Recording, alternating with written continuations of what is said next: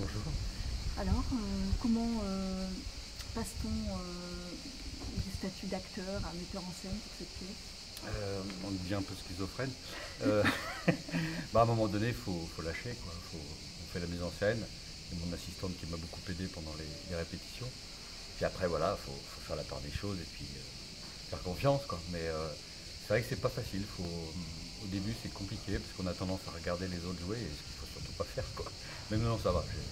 J'ai confiance au spectacle et je sais quand je suis dans la peau de l'acteur et de la peau du metteur en scène, quoi. Et le choix de ce texte de Siméon? Alors Siméon, c'est que le Tadu des Tours travaillait exclusivement sur les écritures contemporaines.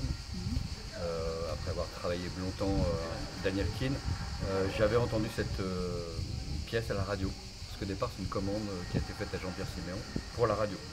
Et j'ai aimé tout de suite la poésie de Jean-Pierre et puis le côté farce, quoi.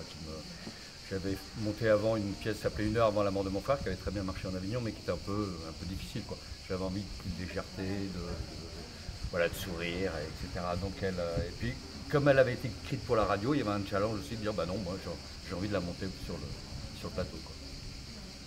Oui, d'ailleurs, c'est un rendu très visuel, hein. Oui, c'est important, la scénographie, ce toit. On a longtemps réfléchi sur ce toit, parce qu'évidemment, il y a plein de toits très, très différents. C'est ma scénographe qui travaille beaucoup, qui est essentiellement aux États-Unis, mais elle faisait un petit séjour à Paris.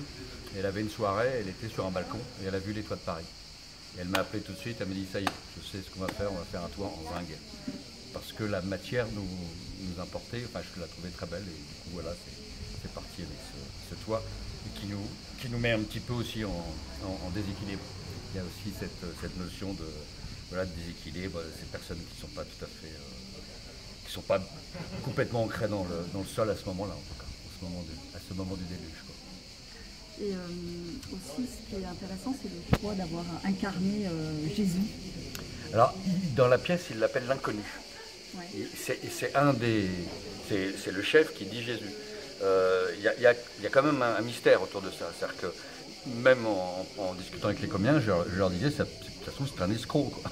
Ça peut être complètement un escroc, quoi.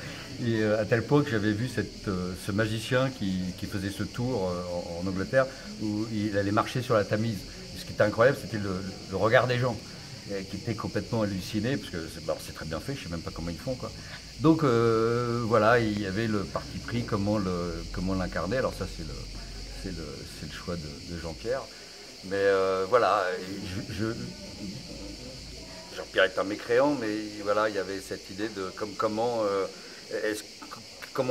le rendre physiquement humain ou pas. Enfin bon, il y a eu beaucoup de discussions sur le choix du costume, le look. Enfin bon, voilà, c'était le plus compliqué à réaliser en quelque sorte, quoi.